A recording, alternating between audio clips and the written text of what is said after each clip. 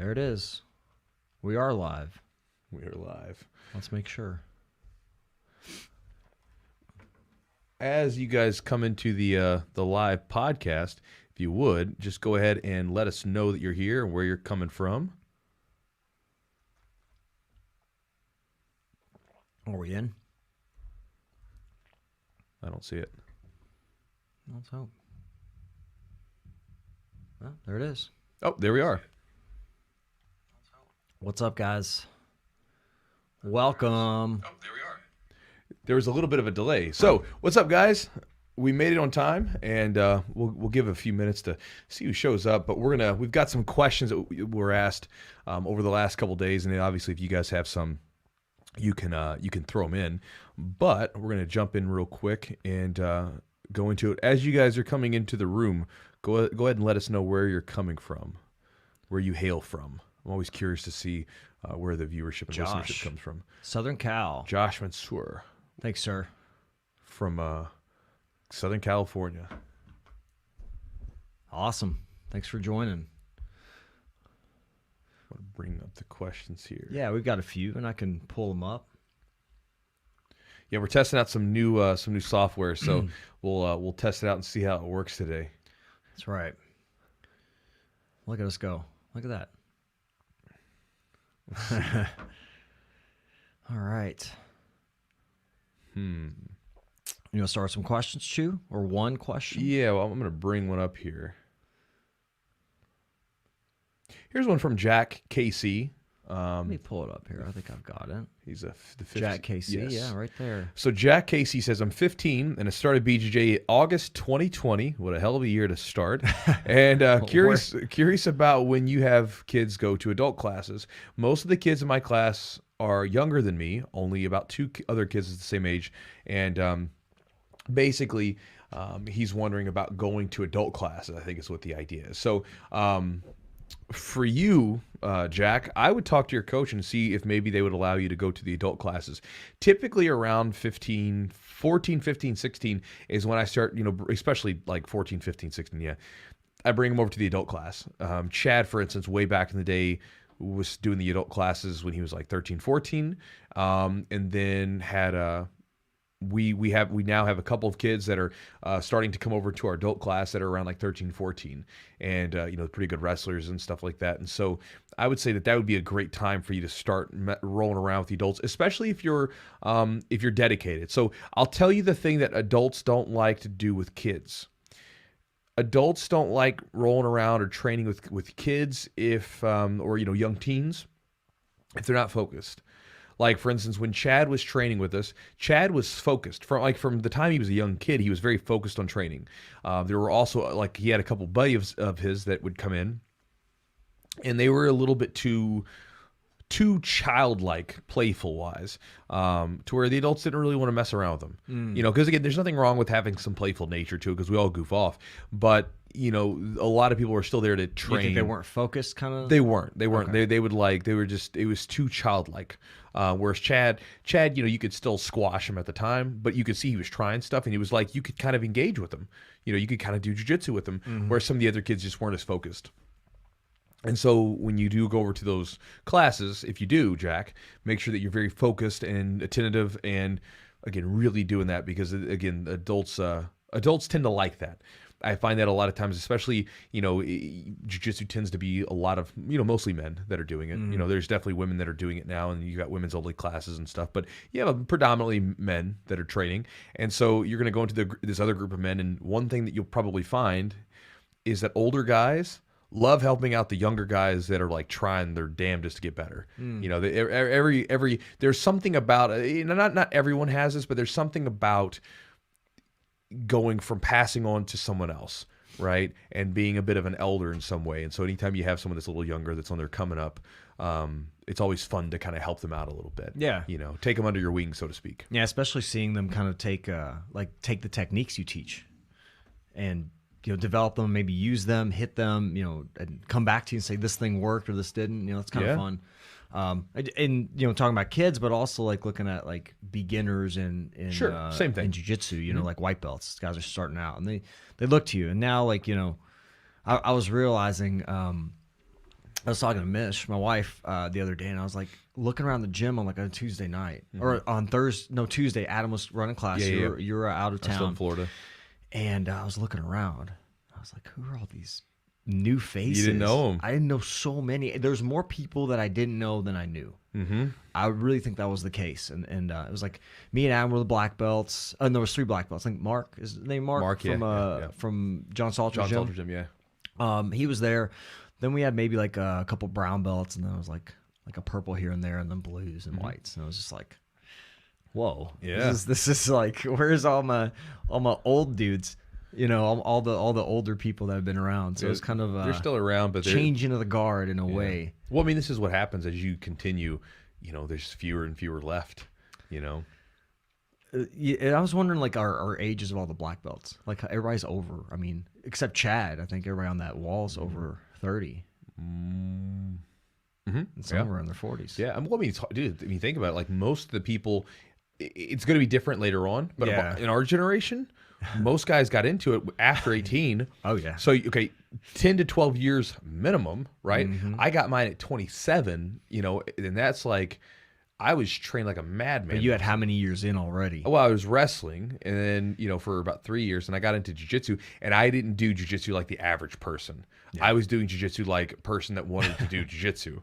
Like, jiu-jitsu ate me up and became like my sole focus. Yeah. Like, it was the one thing. Like, I remember being on dates with girls and told them, like, from the get-go, like, look, I swear, I would always do this. Like, I'm letting you know right now, jiu-jitsu is here before you. It will be here after you if you want it to be. It's like, don't try to come in between me and my training.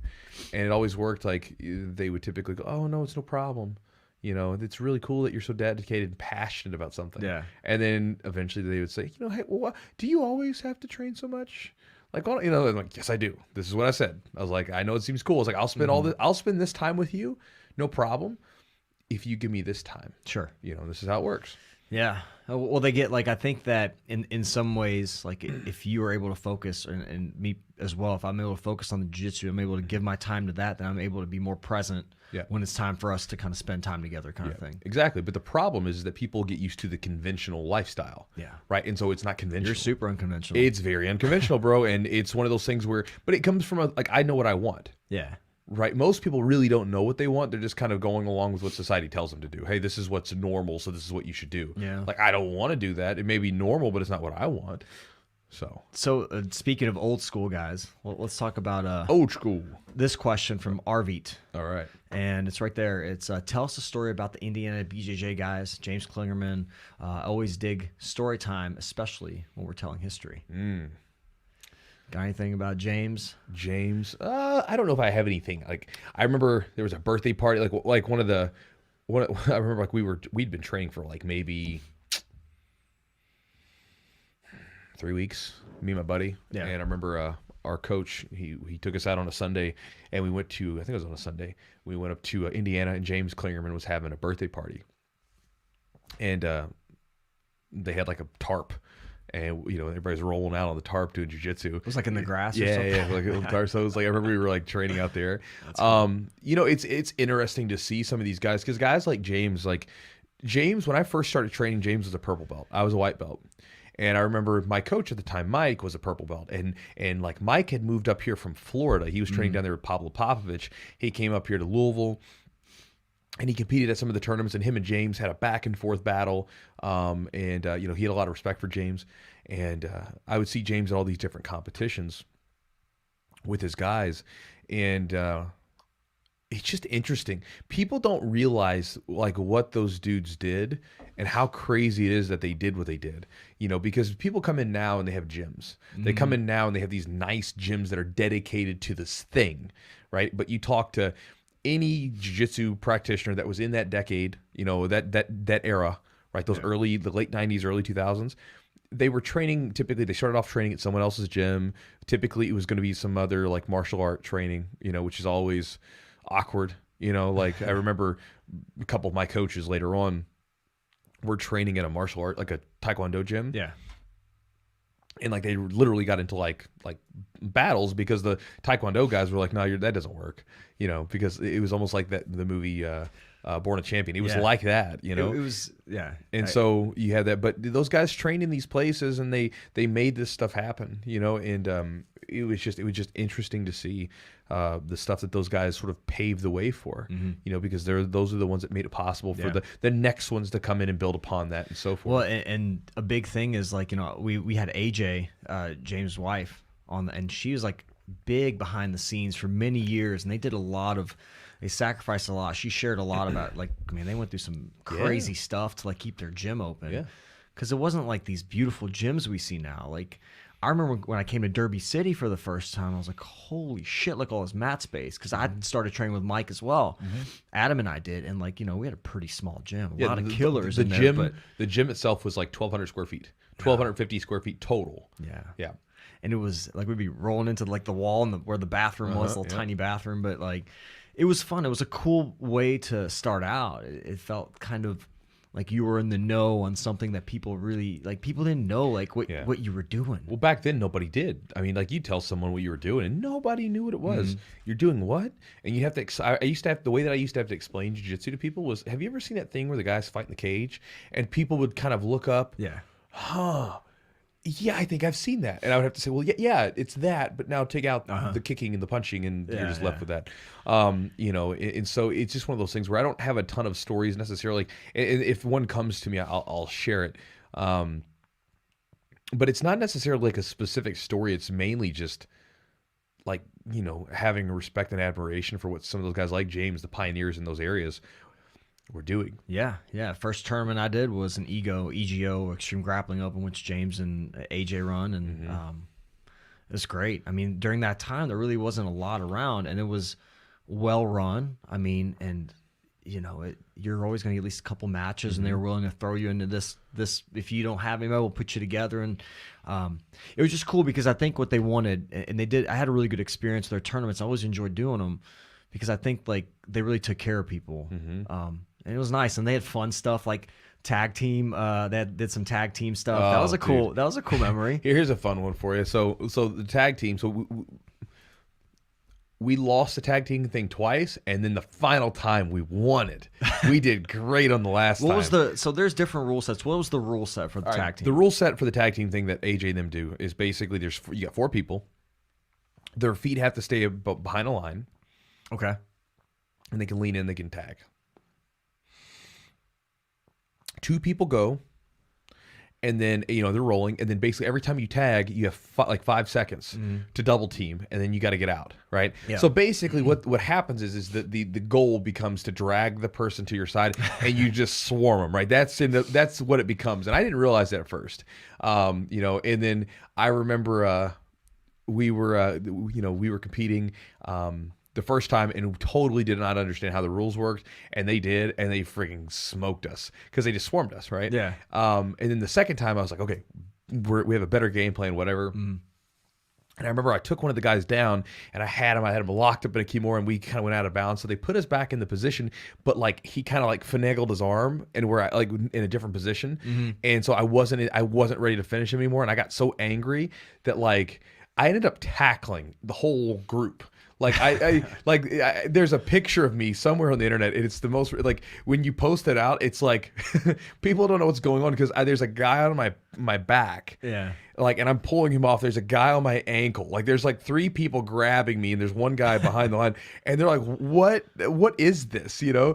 And I remember, like, all you guys kind of got to laugh because they're like, you just tackled the whole team, but then they submitted me right afterwards. But Chewy tackle people. Yeah. But no, you know, cool people. And James is a super cool dude. Yeah. James is a very interesting story too. I won't get into it, but he's on the podcast. James, I had him on my podcast. You had him on your podcast a while back. We'll have to have him back on the podcast. Yeah, James has a really cool story. We won't get into it too much. I'll let him tell it. But like, he's a cool dude. Still goes out and competes, and always enjoyed, you know, being in his tournaments, and James and that's another thing. That ego tournament that they started, that was going on, good. Bro. It was going on. They had super fights too. Like they had, like, I remember seeing. I mean, he had some big names. They had some big names out there too. It was cool. Well, they would do it, and back then, dude, like, we would drive like 9 hours to get a freaking tournament. You know, like, I remember like going to like these tournaments in North Carolina because that was all there was. There was no tournaments just down the road, you know. All right, let's look at this question from Frank Wang. Frank Wang. Right there. You can All read right. it on the screen there. All right, Frank Wang says, what's your take on old school jiu-jitsu versus new school jiu-jitsu? Is one better than the other for self-defense, competition? Should someone starting out look strictly for one? Like that kind of short, I had to kind of cut it down a little bit. Should someone look towards one style of school or one style of training versus the other? So let's dive deep Here's what I'm going to this. say. Here's what I'm going to say.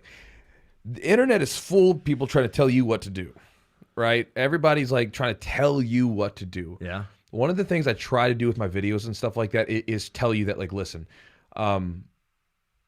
here's my idea.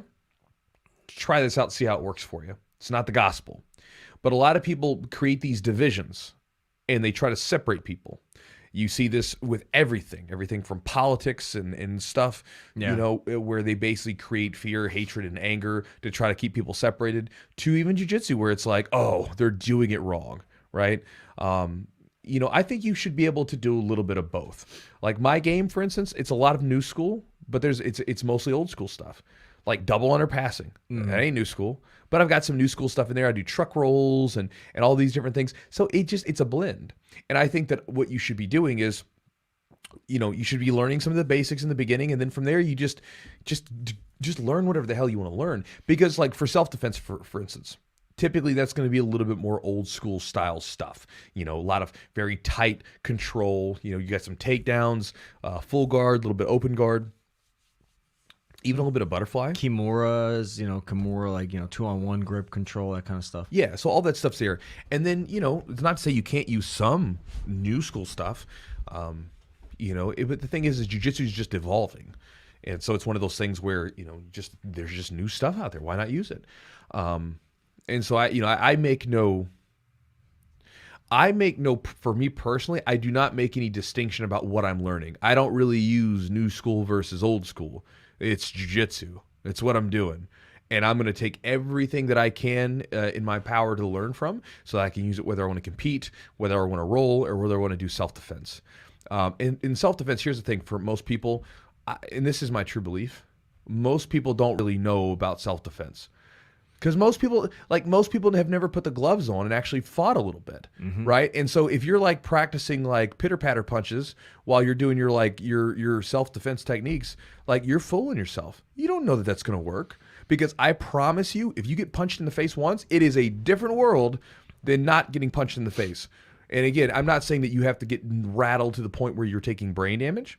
But you need to get punched in the face a little bit, because otherwise you have no clue. Sure. To do self-defense and never actually have someone trying to strike you goes completely against the methodology of jiu-jitsu. The reason why it works, right? The reason why we look at like kung fu, for instance, and all these old martial arts where they didn't do as much sparring, we were like, it doesn't work because they're doing katas and stuff all the time, right? Jiu-jitsu and boxing and you know, even different forms of karate and stuff like that, like they're fighting each other all the time, so you get to know if it works against a resisting human being. Yeah, right? That was the whole thing. So then to do self-defense techniques and not have a resisting human being who's actually trying to do stuff that may be different.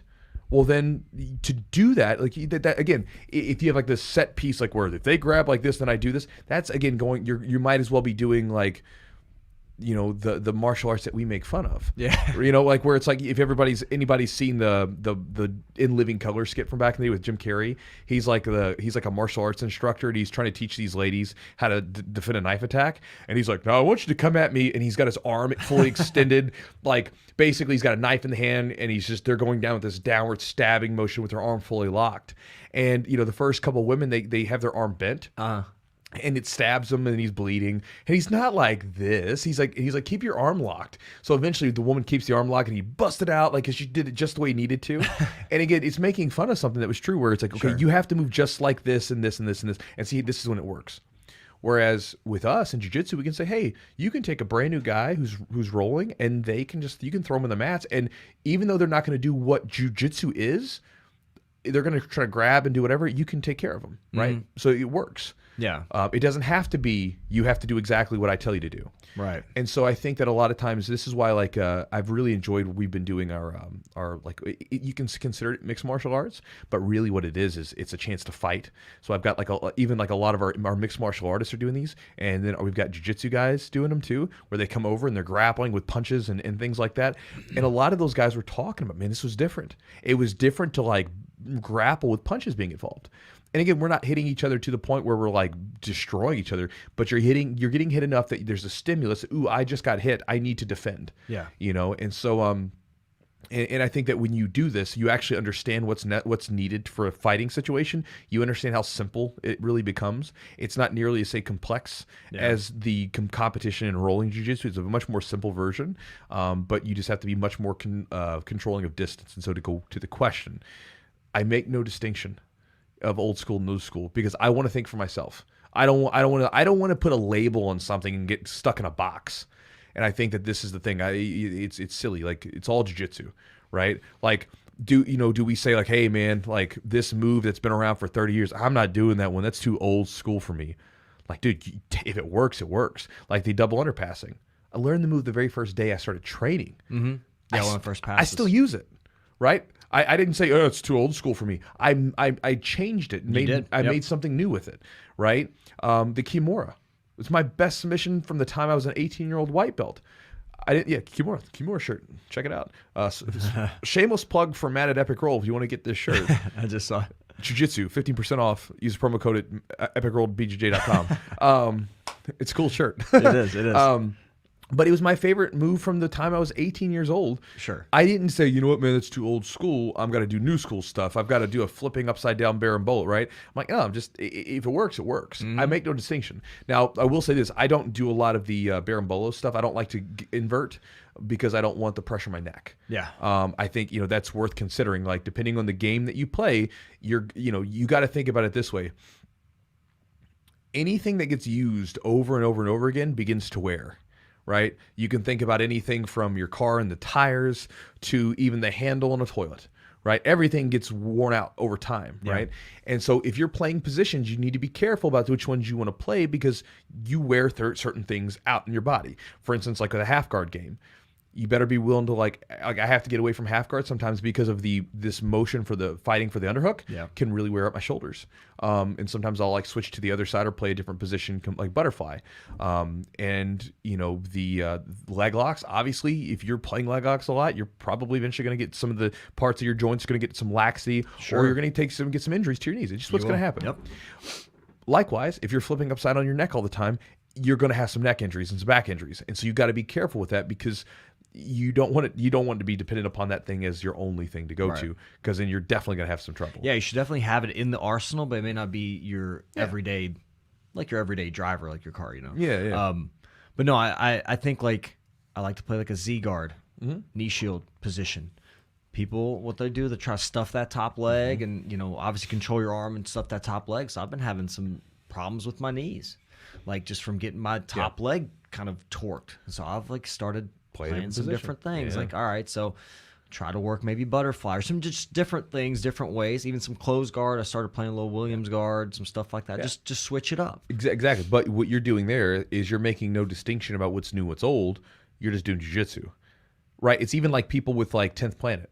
Sometimes they'll say, oh, like, Chewy, what do you think about 10th Planet Jiu-Jitsu? I'm like, I think it's great. It's Jiu-Jitsu. It is. I make no distinction between it. Like my buddy B-Mac, Brandon McGaffron, he came down and showed me some truck details. I loved. I was already using the position with my double underpass, and he showed me a couple details on the truck. Made the truck so much better. Yep. It's all jiu-jitsu. Yeah. I remember even I had a guy come into the gym one time, and he was a 10th Planet dude, and he was my buddy at the time, one of the business owners.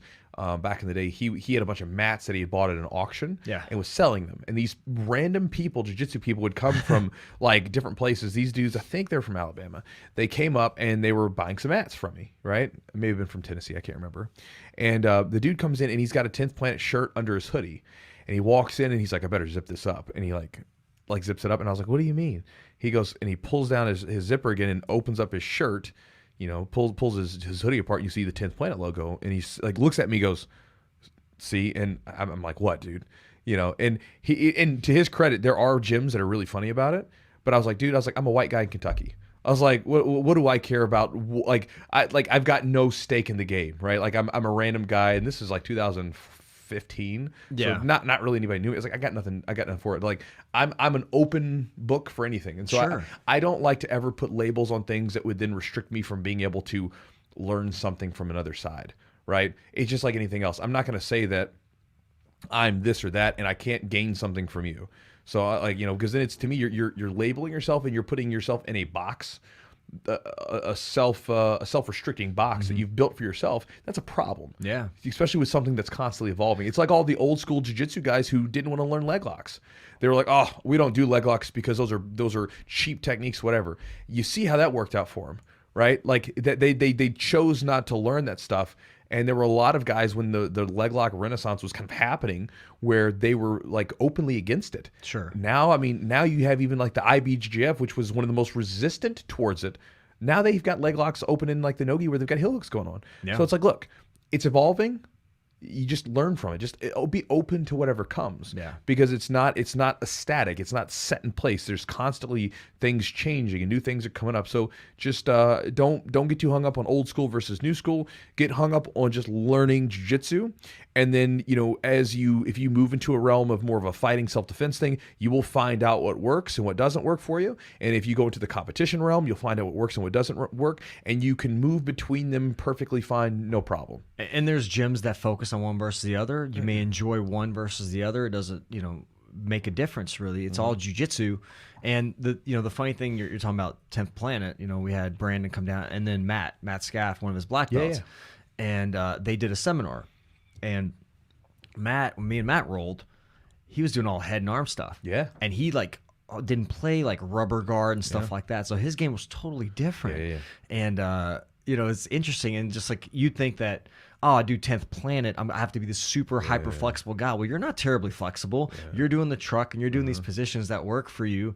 And the cool thing about it is, yes, you can, those things feed into the 10th Planet system, but there's also a bunch of stuff that it just all overlaps. Well, there's and not also, there's no fine line. There's overlap everywhere. Well, and Maddie or Brandon even talked about that. He's like, Eddie doesn't make us do anything. Like he makes us learn certain things. They have a certain curriculum. They have a certain curriculum. Yeah. But Eddie doesn't say you have to do this thing, this and this thing, right? He's like, look, dude, we're doing jiu-jitsu, so if you learn something cool, bring it in so we can show it to everybody else. Yeah. We got a few comments. Let's go over a few comments there, Chewy. Let me see here. Army Mike, it's 15%, not 50%. What is that? It's like he said 50. No, it's 15% on Epic Roll BJJ. Not 50%, 15. Yes. Matt would literally be losing considerable money if he was 50%, 15. Let's see here. Let's see if we did have a question.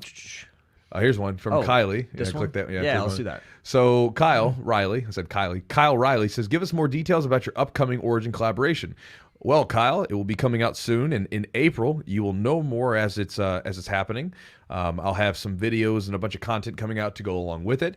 But basically, you guys will be able to snag the gi itself, a rash guard, and there may be, depending on how much it's going to cost, I might be able to throw in another goodie in there. Depends on how everything goes, because again, it just, things cost money to ship. So more details on that, but it's looking like the end of April is when we're going to begin the launch. So be on the lookout for it. That gi is slick, by the way. It's a cool gi. I'll have just to give you guys a heads up on colors. We're going to have the one multicolor, so we'll have the black and the green, and then we'll have a straight white one. And the reason why I'm doing that is because I know some of you guys train at gyms that don't allow like lots of different colors and things like that because you're more strict with the color codes and uniform codes. So we'll have a white one for you, and we'll have the black and green, and also competition if you want to compete in it. All right, we got Army Mikey Mike. Let's read that. Hey, Chewy and everyone in the chat. Been training like 3 years now. I feel like I'm at a decline, and some days just not really feeling it, and I'm a decline. I still go, get smashed, whatevs. Any ideas? Well, first off, if you're identifying that you're in a decline, you're going to be in a decline. That's just kind of a given. I think that a lot of times wherever your headspace is at, that's kind of come through. I guess you need to talk about more like what makes you feel like you're on a decline. That's because again, the way that we tend to measure things is important. So I would ask you that, Mikey Mike, why do you think you're on a decline? So we'll go from that and go back to that. All right. So, what's that one? Nighttime World. Let's see. Passing a new guard. He's saying, I believe he means Gracie Jiu-Jitsu schools, that they don't evolve. I don't know if that's true or not. I don't know, man. The only reason I say I don't know is because I've never trained at a Gracie Jiu-Jitsu school. I've seen some train that there's a couple of Gracie Jiu-Jitsu schools that I've seen in action, and I've seen a couple of them do exactly what we were talking about, where they do fall behind completely, and when you roll with them, you're like, dude, you guys, to me in my mind, it sounds terrible, but I'm like, you guys kind of suck. But then there's other Gracie Jiu-Jitsu schools that I've trained at that were not like that at all, where they had the traditional Gracie stuff that they did, but then they also had like some great training and rolling. And so I think it's more of school to school and instructor to instructor, because I don't like to put people and lump them into a box. Sure. Because again, every gym is different, every school is different, every coach is different. So like I said, I don't know. I've got experience with like 2 gyms, and it was very different. But I've also gone to non-Gracie Jiu-Jitsu related gyms and gone in and thought like, man, like I thought their technique was fairly poor. And then I've been other gyms that like little hole in the wall gyms in the middle of nowhere where like these dudes were really, really good. Mm-hmm. You just don't know. Yeah, it depends on. I mean, a lot of it depends on the instruction. Like, what's your instructor like? What's your, how open are they to new techniques? I wouldn't categorize, like, you're not gonna say every 10th Planet gym's the same. Not every Gracie Jiu-Jitsu gym's gonna be this robotic thing. I mean, every gym is slightly different because you're dealing with like culture of people, like a close-knit group of people, and every gym is going to have a different culture that comes to it. This is like, you can walk in, when I do my seminars and when I travel and stuff like that, when I go to other gyms, I can walk into a gym and instantly pick up the vibe. There's a certain energy that human beings have within us, right? You get a group of humans, you instantly get a feeling from a large group of humans. Like, you go to a competition, and if you can just feel it when you walk in. You can walk in the room, even if you're not competing. You can walk in the room and you can feel it. Yeah.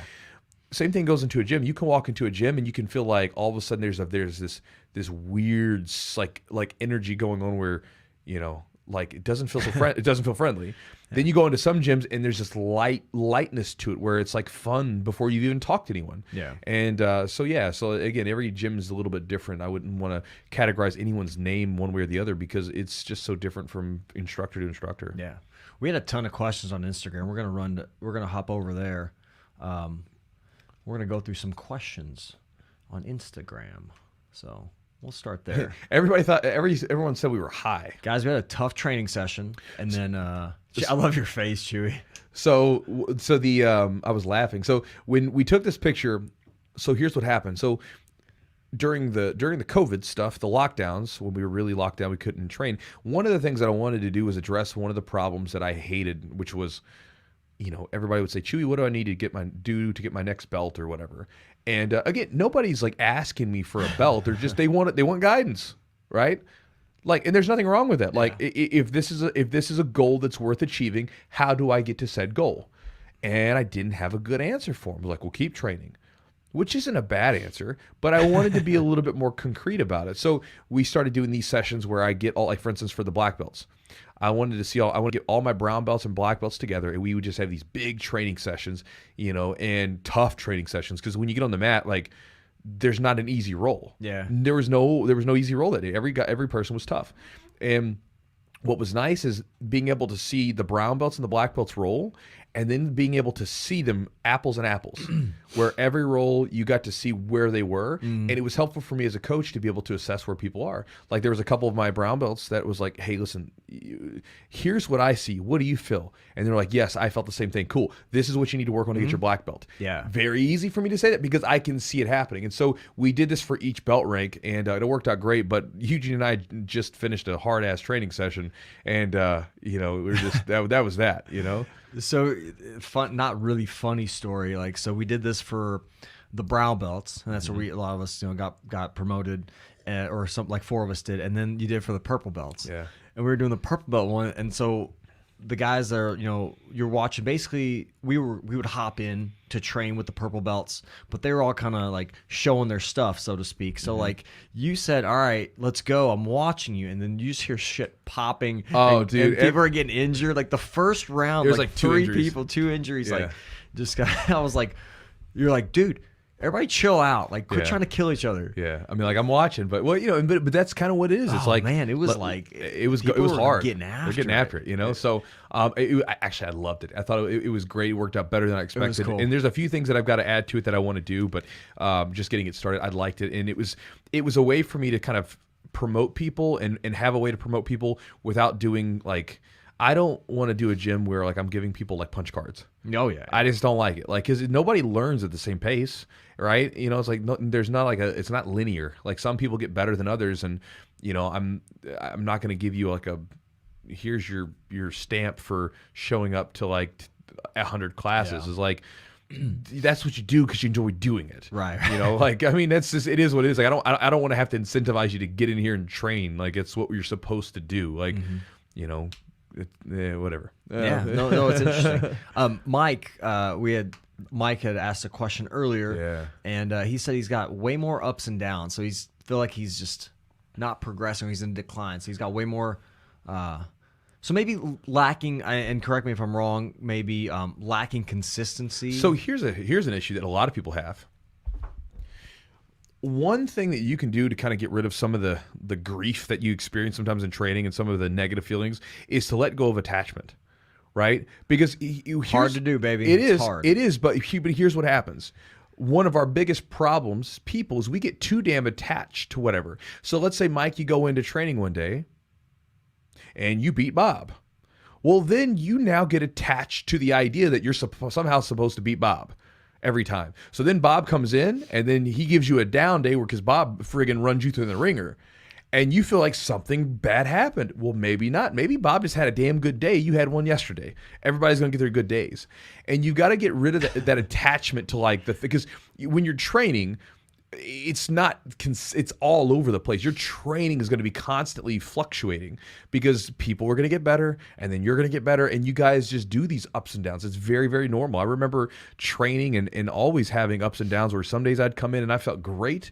And some days I'd come in and didn't feel so good. I know that one of the things that made me more interested in eating a good diet was that I found that when my diet was good, when I was drinking a lot of water, when I was doing all the good stuff that I needed to do, my training was always better. And I found that whenever I ate bad food, I rolled terribly. I remember one of my first rolling sessions when I was training back when I was 18 years old, I was like, I got home and like my mom had like bought like Long John Silvers, like that basically just greasy batter dipped fish, whatever. And I ate some of that. Yeah. And I went and rolled later. Bro, I couldn't move. I remember being so frustrated because I just felt sick to my stomach. I remember later on, I remember me and one of my buddies, Chris, we were training. We were purple belts. He was blue. I was purple at the time. We went and ate like some sub sandwich place, right? It's all greasy and stuff, cooked and everything. It's super greasy Philly cheesesteak sandwich. And then we trained like 5 hours later. We both felt terrible. We got back in the car because we lived together at the time. We're driving back to the house and I was talking to him. I asked him, how'd you feel tonight? He said, man, I felt terrible. I was like, I think it's a sandwich, so eating better helps. But as far as the ups and the downs, they're going to happen, right? You cannot control that. You can't control when you're going to have the ups and the downs. So what you do is you show up and you train and you do the best you can. And if you have a down, you can see that down again. We all know this. And again, here's the thing. Like any good story always has something of overcoming, right? And everybody knows, like everybody posts these damn memes, like overcoming the struggle, embrace the suck, all this. They listen to the David Goggins book and they're like, yeah, that's so badass. And then when it's your turn to have your own, you're like, this sucks. Like, well, like, yeah, this is what you're going through, right? So you're having ups and downs. Good. So the ups, when you have them, enjoy them. It's like a sunny day, right? Enjoy the sunny day in the middle of winter. But then there's going to be other times where you're going to have those crappy days, and you just kind of go with them. You ride them out. You don't get too attached to them because they're not permanent. They're just a happening. It's not you. Like if you lose, it doesn't mean you're a loser. You lost. You fucked up. You messed up. Ooh, potty words. Sorry. That one slipped out of there. That's all right. I try not to drop the F-bomb too much because I know people listen with their kids and stuff. Beep. But you messed up. So just let it go.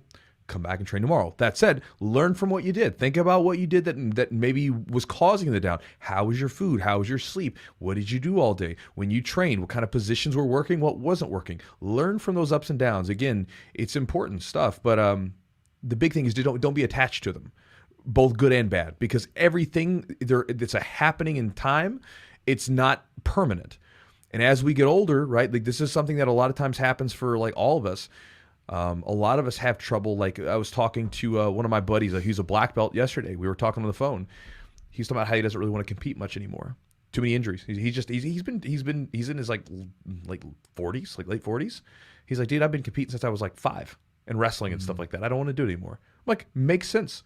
How many people like have trouble like being the warrior at some point in their life, and then at some point laying down the sword and saying, listen, that ain't me anymore. I'm not that young guy who's out there trying to prove it. I've already proven what I needed to prove. I've got to move on to a different role, right? And so you've got to allow for what comes, just like the seasons change. Becomes wintertime, you don't go say, damn it, this winter, I need summer. No, it's wintertime, you ride with it. And then eventually it becomes spring, and then eventually it becomes summer again.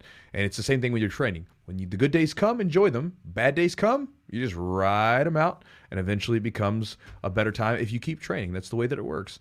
And again, remind yourself about this, that like, again, here's your struggle. Here's yours. What are you going to do with it? Again, you get to sort of, you are the master of your own destiny.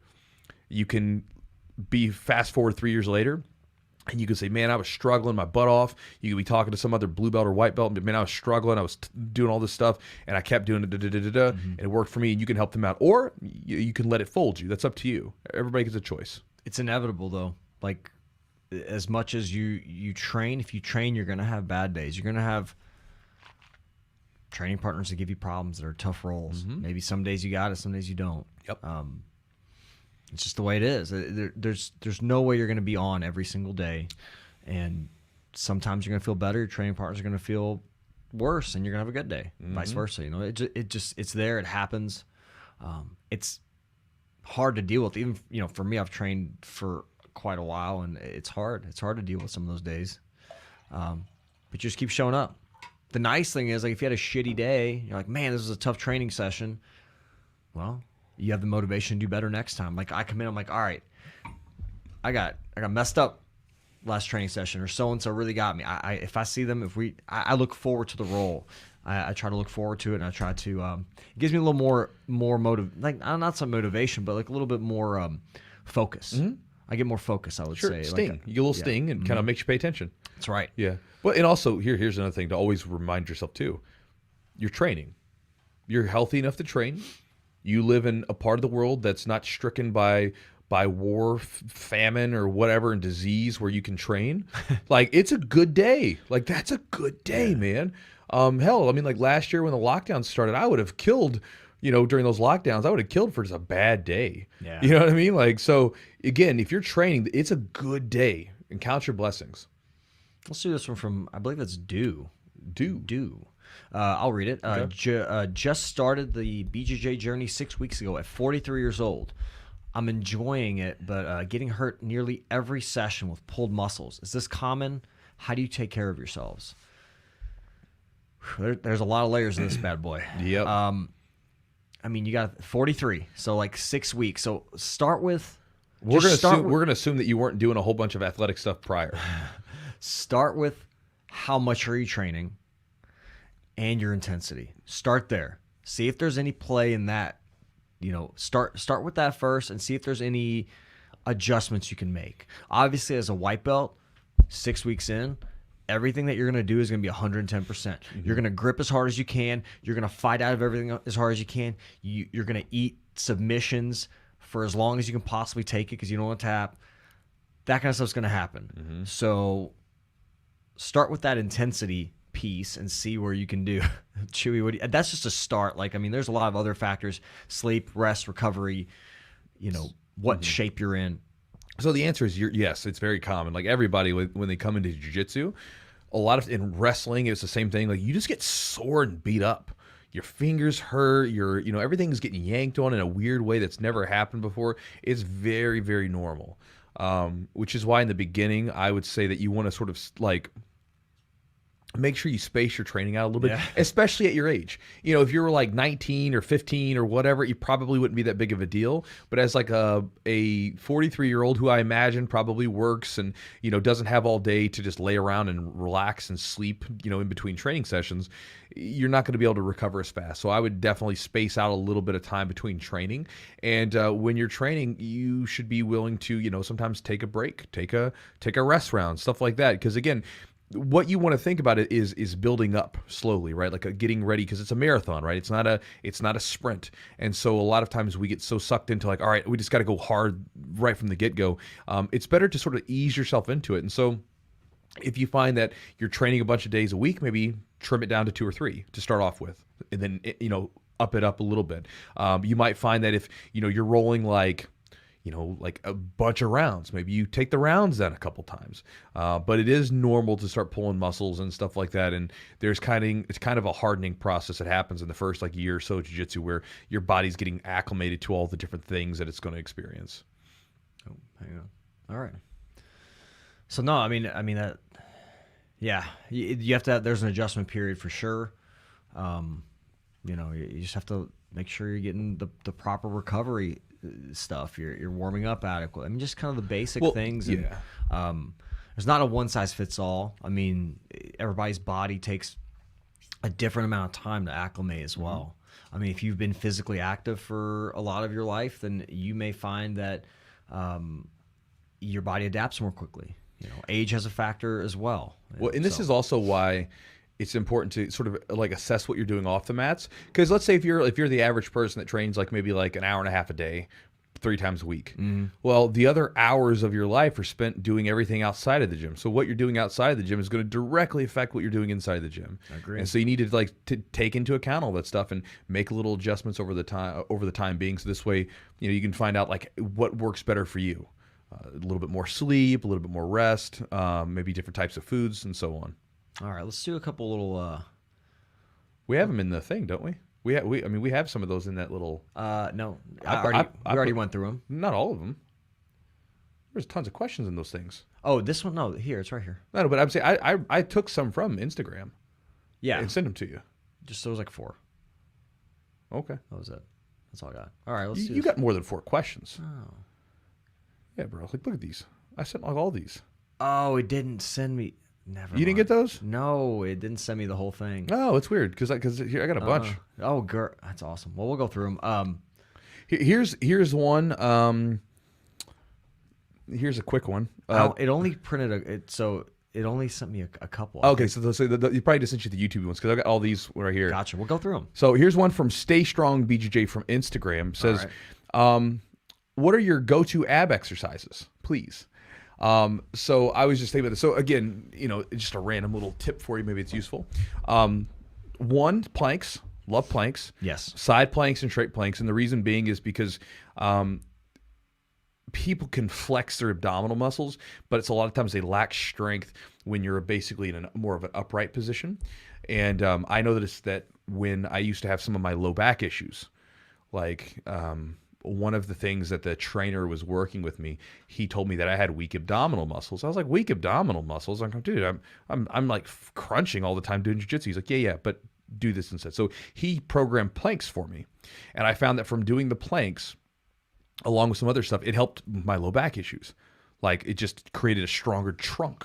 So I do those. The other ones that I really like, I like ab rollouts. Like that's a fun exercise for my ab, like just like really slow and controlled.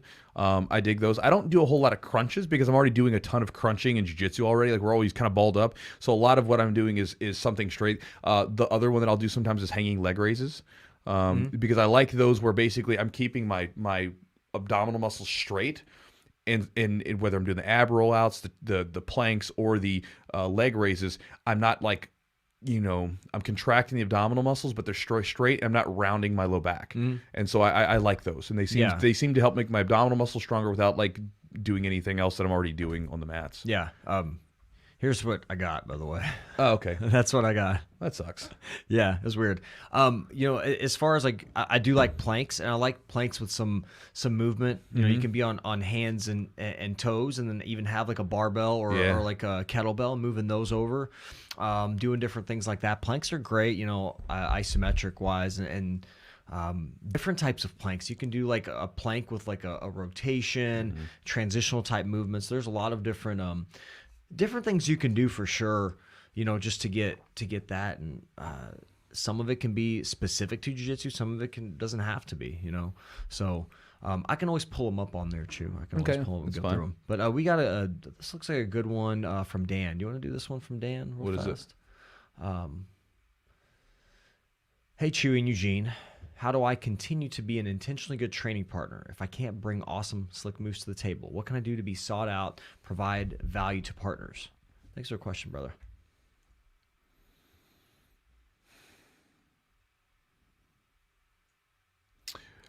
So, how can you be a intentionally good training partner if you can't bring awesome, slick moves to the table?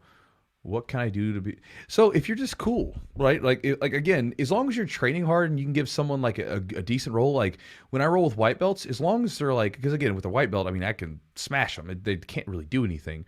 As long as they're willing to engage, like it's all good. Like I don't care. The one thing I like for me, like if I roll with someone that's like a little bit less skilled than me, if they roll with like this fear of doing anything, I have to like just try stuff, right? Like just go, because then it's not fun, because then then it's like you're playing like this game with someone. It's like playing a fighting game and no one's moving the character. You're like, dude, just do something, But I think if you're a cool person, you're being like cool with your training partners, and you're just trying to get down and get after it like everybody else. I don't know that there's anything else you can do. I mean, an intentionally good training partner is someone that tries to push their training partners as best they can while making sure that they maintain the health of and safety of their partner as well, right? So you're kind of balancing this thing where I'm trying to push you and I'm going to try to like be rough with you and do everything I can to make you better, because I do no favors to you by being nice.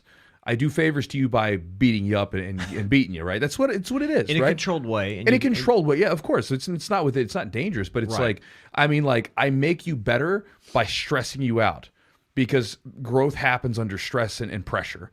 Growth doesn't happen when things are nice, right? It happens when things are like tough. That's when you grow, right? Like when things are nice, you get complacent. It becomes too easy. When things are tough, that's when you grow. So I do you a favor by being tough on you. But I got to keep you safe and healthy. So again, when submissions are involved, I try to keep healthy. And again, you make sure that you don't break sort of the social bond as well, where like I'm not going to be on the mats with you. Like if I submit you, I'm not gonna tap and talk about it, right? If I tap, I'm gonna like help you back up and we're gonna go. And as long as you're doing those things, you'll be a desirable training partner. I think one thing is if you're newer, if you're a white belt, you're not a spaz. Try to be controlled. Like don't just flail around, be more controlled with your movements, because you can try. A lot of times, I had a situation and I got mad about it, and I had like, I shouldn't have. I should have known. And I don't like to say no to so I tweaked my shoulder and I was like, I'm just gonna take it easy. And I actually was sitting out, and the white belt's like, hey man, do you want to roll? I was like, I'm trying to sit out, but all right, look, let's do it. My shoulder's kind of tweaked. I'll move around with you. He started spazzing on me, and I got pissed. And I put it on him, and then I was like, afterwards, I didn't feel great about myself, because I mean, as a white belt, but like I was just like, I was frustrated because like I told you this thing that I'm trying to protect, and I want to be a good, good partner to you. I want to, get you some movement and stuff. But so that was on me. Sometimes you just have to say no. But if you want to be a good training partner and maybe not as skilled, be controlled, work your stuff, and I mean that's basically that's the main thing for me, bro. I've gotten pretty good. Like it takes, just like anything else, it takes practice to be in those situations and then keep cool. Because like I remember, dude, I'd get so frustrated sometimes because I would be teaching and like some new guy would be flailing out, would literally just like smack me in the face with her foot. And I would stop. Like, oh my god! Like, I had to like, I wanted to just like. I'll tell you the one times you got really pissed off. I remember this. You got hit in the balls pretty hard. And you were just like, you got so mad. You're just like, oh, dude, I'm sorry. And you just walked away. Like, nope, I'm walking away. You were so mad. I remember. When was this? This was years ago. I remember. It was like one of the morning classes. Yeah. And you're rolling around, and then you got just nailed really good. Yeah. And everybody's like, and you just kind of walked off the mat for a minute to collect yourself. Back in the day, man, there used to be a thing called the Chewy face. And my face would change, and you knew if my face changed, I was gonna put it on you and it didn't mean I was gonna like hurt you. I wasn't gonna like injure anything, but like I was gonna take it up another level, and so then we're gonna go, and so so yeah. And as far as the spazzy thing, like you can't help it sometimes. Sometimes, right? But as long as you're willing to do it. Now, here's another thing too. If you're a newer, like a white belt or something, if you try to roll with one of the higher belts, sometimes they don't want to roll. Sometimes like they have like, for instance, with me, sometimes I got to turn those rolls down because I get it ready. If I'm getting ready for something, I need tougher rolls. So again, don't take that personal if that happens. Because again, you're not going to be able to give those higher belts a certain push that sometimes they need. So yeah, and again, you can be a desirable training partner. Like for me, if it's a lower belt, like I'm working on different things. It's kind of fun for me to play around a little bit. So that can be some research and development, so to speak, while we're doing that. And again, as long as you're controlled, things like that. So, yeah, I don't know why that email was so funky that you sent to me, but I don't know. I can get some over here. So here's one. This guy was asking me this question. He says, talking about both of us, Chewy and Eugene, you guys mentioned a few books to read in many of your podcasts, one titled Mindset. Yes. Who was the author of that book, and what are some other? He said Mindset. Do you know what he's talking Carol about? S. Dweck, I believe. Is that yours, Mindset? That's a book that I talked about, and that was there's like a growth mindset, which is like basically you kind of adjust versus like a fixed mindset. Sure, that's kind of that was kind of the gist. Just like of we were talking about earlier with the old school, new school.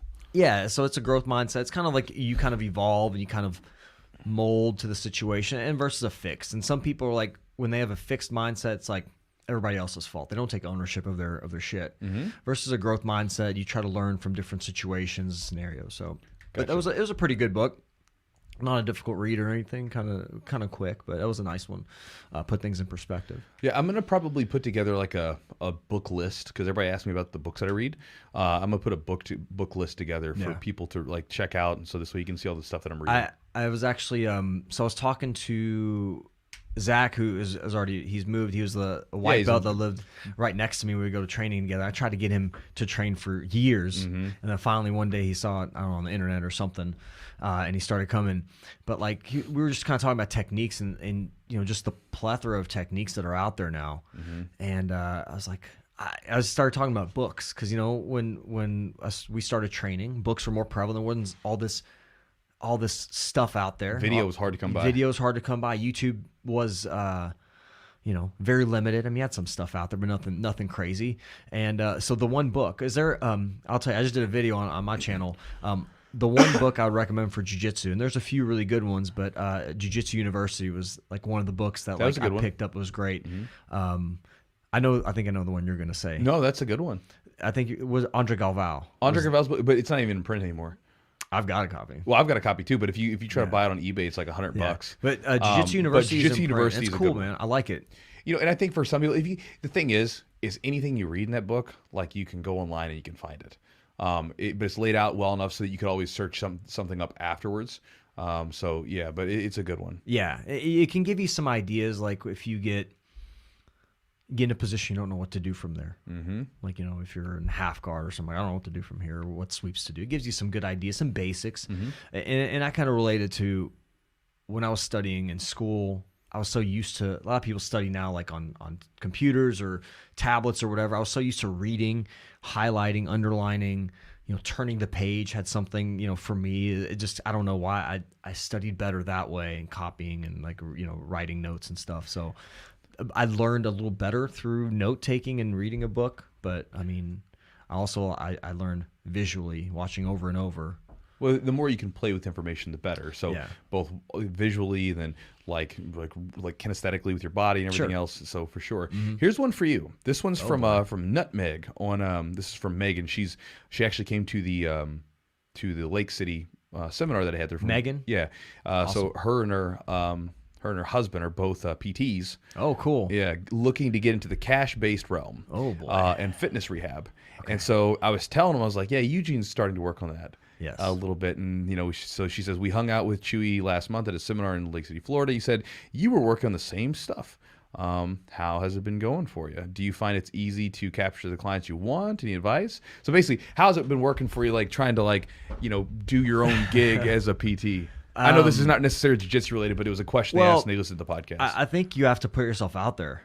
Like, I think you literally have to, same thing with jiu-jitsu or technique, showing a technique. Mm-hmm. You got to understand, you might show an exercise or a technique. It's not going to be a one-size-fits-all. Mm-hmm. Be willing to get criticized a little. Sometimes people are going to second guess or question you. That's probably just normal. That's normal for anything. And there's more than one way to do physical therapy. Not like one technique is ideal. But I would imagine the big difference, if I'm talking about it with you, is probably the cash-based stuff where you're actually trying to get your own clients. It's something where you're now running a business for yourself. When you're the PT, the people just come to you. Right. Whereas a lot of times it's like a doctor tells you to go versus if you're cash based in Kentucky, we're people can come in without a doctor's order. Mm-hmm. We're direct access. So people can come to me and say, I've got this thing going on. What is it? Which is nice. It's great. And it gives you a lot of autonomy. Because for me, that's great. Just being able to say, hey, I have this little tweak and I don't have to go through 16 different doctor visits to finally get to someone that can help me. And sometimes we're kind of a first stop, and I will see people and I'll say, no, you're not right for me. You're you need to go get further testing. And, I've done that with guys at the gym. And there's been jiu-jitsu practitioners are totally a different animal.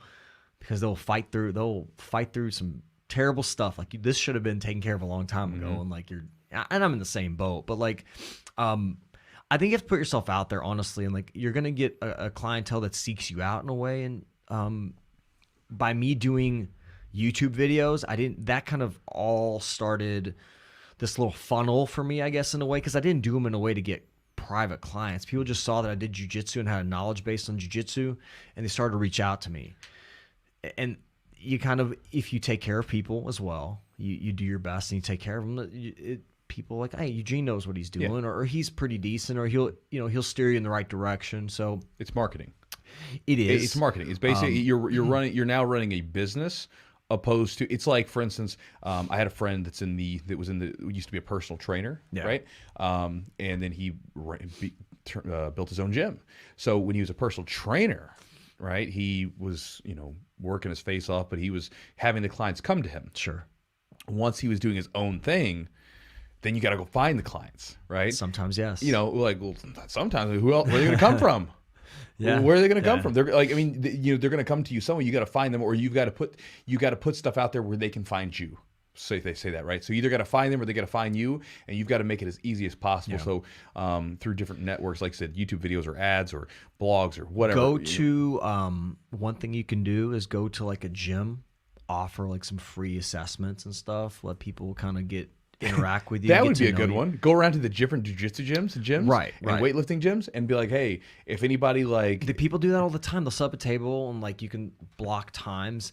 The one thing that really if you do jiu-jitsu and you're on the mats training with everyone, they're gonna be more likely to reach out to you, kind of thing, because you're in it doing the thing. So that's kind of what I would say. But you gotta start somewhere, man. You get a lot of guys from the gym too. I do, yeah. Which is good. It's great, and I appreciate it so much. I mean, it's an honor to because it's fun for me too. It's fun to figure out how to get people back to training. It's another thing that's kind of unique. Here's one from Timothy011. People say you're supposed to try and treat a tournament role like just another day at the gym, but I feel like I do better the more pressured I am. Is there any evidence to support this? I would not at all go with that idea of treating it like a regular role at the gym. A tournament role is nothing like a regular role at the gym. No. Bro, it's a way different thing. I think he's asking, or maybe saying it from the mentality of being kind of relaxed. Yeah. Maybe more of a relaxed state. Be more relaxed. But it's getting yourself more used to being in a relaxed state. But he says, I feel like I do better, more pressured. Yeah, no, I think you need the pressure. So for instance, this is the difference between good performers, right? Like a great performer and someone that doesn't perform well. we've always heard of people choking under pressure, right? 100%. But then some people take the pressure and they run with it, right? I remember last year, like watching like the Michael Jordan documentary, The Last Dance. I mean, bro, like, I mean, just the pressure was on all the time. And the dude did well. So he put more pressure on himself. Yeah, he put more pressure on himself. But, you know, and for me, like, I perform better and I do stuff in competitions that, like, I look back at myself, I'm like, damn, I looked good out there. I was amazed by how smooth I looked sometimes because the pressure's on to go 100%. So you got to harness that pressure. Early on, the pressure typically is unwieldy for people, and it folds them, and they get too anxious and nervous and everything else. Whereas over time, if you learn how to really wield it, it becomes a blessing, and you will reach new highs of skill during those performances because you're so amped up, and you know you go much harder than you would in the gym. And so, yeah, you're doing better with the pressure is what you're saying. And I think, yeah, there's a lot of evidence to support this. Most people have more pressure on themselves when they compete than they do otherwise. I can tell you the couple of times that I've competed where I treated it as if it was just a roll in the gym, I got beat. Like, I remember there was one tournament in particular where I just had a couple of MMA fights, and here, Eugene, if you want to look for some, like, I can look right here. Okay. So when I just fought a couple of MMA fights, and so after that, I went to a jiu-jitsu tournament. I was like, oh, well, this is going to be easy. You know, I'm not going to get punched in the face or kneed in the mouth, so it's just going to be rolling. And I went out there and I was very flat. I didn't have that pressure on me, and my opponent did, and he tried to be real quick, and that was that. You know, and when it gets the same person like a year and a half later and beat him a couple times at this tournament. So again, it was just one of those things where I didn't perform at my best because I didn't have the pressure on me. And so, yeah, a competition roll is not a roll in the gym. All right, let's ask. Let's do this one. Okay. Crash down 457. And I know you're not going to like this. It deals with motivation. So, yeah. What's your motivation to keep rolling after so many years? How do you keep others motivated to keep going? You throw it out there if you want to. You start it off. Me? Yeah, you start it Just off. what I do now. It's part of the, like, I feel weird. I feel weird if I don't do it. It's gotten to a point where I guess, I don't even know. I have to ask Adam what year we started training because I keep thinking it's like 08 or I think it's 08. It's just, it feels weird not to train. When I didn't during COVID and we didn't train, I didn't train for like 4 months or however long it was. It sucked. I was miserable. So like, I think that I know how good I feel, and I also miss my friends and my training partners. So I think, some days you're more like, you know, up for it, and some days you're like, shit, all right, I got to get in there anyways. I know it might be a tough day, but I got to get in there. And here's the thing. I don't care what you feel, how you go in. You're always going to feel better after. You're always going to be better after training. You're going to feel a little better. I always do. Even if it's a shitty day on the mats, I'm always happy that I trained. Mm-hmm. That's it. That feeling, I'm addicted to that. That's what I'm. See, the thing is, how do you describe it? It's hard. Well, so it's the same thing I get from lifting, like a different feeling, but like same thing where like I lift and I feel better after I'm done lifting. Yeah. Right. Sometimes I'll start my lift off, I'm a little lethargic, but when I'm done lifting, I'm all charged up. With jiu-jitsu, same thing. Sometimes I'll come in and I'm a little lethargic, but then by the end of it, I'm like, man, I feel great. It's like this. I don't eat good food because of the immediate gratification I get from it. When I was dieting down for my training, I wasn't eating the food because this was the best tasting food I've ever had. I was eating it because of what I'm going to get later on. Yeah. So then when I look in the mirror and all of a sudden I'm seeing friggin' abs pop out, the weight's going down the scale, that's what I was looking for. Now I feel good. Now the gratification comes, right? Yeah. The delayed gratification. Same thing with jiu-jitsu. I don't train because I'm motivated. Like, I do the thing and then I get motivated by that. That's the way that it works. Like, the motivation comes afterwards. Because like long has it since passed where, like, you know, it's like in a relationship. When you're with someone for a long time, like, you enjoy being with the person, and sometimes you probably do have these ecstatic moments of them, right? But it's not like when you first started dating and you were just so like infatuated with it. That's gone. That's gone a long time. Same thing with jiu-jitsu. In the beginning, you're infatuated with this new thing. There's novelty to it, right? That goes, and then you're left with the thing. and I keep doing the thing because I enjoy it. I enjoy so many things that I'm doing, right? Like when I come in and train with people, I get to see people, There's a lot of aspects. the community. There's the training itself, the learning, the game of playing it. All these different things are going on, and I just enjoy them, and I always have enjoyed them. And I love the feeling of what I feel like after I'm done training, where I'm exhausted, my brain feels good, everything feels good. Granted, even on the days where like there's been a couple of injuries, but the injuries are way outnumbered by the amazing days that I've had, right? And so I focus on that. So again, how do I stay motivated? I don't stay motivated. The motivation a lot of times isn't there. A lot of times I'm getting up and I'm just going through the motions, and I do it because it's what I want to do. And this is true before I was a coach. Like back when I was still training as a brown belt and I wasn't a coach or anything, like I was just training. It was the same way. I got up and did it because it's what I wanted to do. There would be days where I remember I would try to stay home and I'm going to take a day off. And then I remember like one time I was at the gym, or I was at home. My buddy that I lived with, he was like, I'm going to go leave, go train. I was, all right, man, I'm going to stay home and I'm going to try to rest tonight. He's okay. I tried to lay down for about 20 minutes and I was like, nah, I got to go. I went to the gym and trained, and he was like, I thought you said you were going to stay home. I said I was, but I wanted to train because I wanted that feeling of after I get after training. And so with it, I don't train for what I feel like right now. I'm training for what I'm going to feel like afterwards. When I lift weights, I'm not lifting weights because of how big I'm going to be now or how my muscles are going to look now. I'm lifting weights because of how I'm going to feel after the workout's done, that satisfaction of it, and how my body's going to change later on. Same way with food, same way with everything. It's so again, you got to like learn to really, when you get that feeling that you get after training, think about what that feels like, and then attach the training onto that. That's what you're going for, right? Because if you can do that, then you become. It's like for instance, alcohol. Like think about like when you were younger, you drank alcohol. You didn't drink alcohol because you enjoyed the taste. Like as you get older, you start to develop a taste for it. You kind of enjoy it, but you're drinking alcohol. But think about it this way: let's say alcohol didn't get you drunk. You wouldn't drink no bourbon. Like, I mean, if it didn't get you drunk and loose you up, you would not drink bourbon. Because just the taste itself, it's okay, but really it's like, we want to get drunk, right? It's what we're doing. We want to get buzzed. Yeah. It tastes okay, but like, come on, tell me. Like, I honestly, like, I didn't get bourbon for the longest. I was like, I don't get this bourbon stuff. It all tastes terrible to me. Yeah. I'm like, I'm never going to come around. I'm starting to come around. Yeah. I didn't think it was going to happen. I was telling my wife, I'm like, I'm so late to the party. Yeah. Everybody's already like these bourbon connoisseurs. I don't know what the hell I'm drinking. And I'm like, it all tastes the same. And now I'm starting to be like, Adam was on the podcast. He's like, get Buffalo Trace. And I was like, this is pretty decent. Yeah. So now I'm starting to like delve into it. Wait, okay. Even like beer.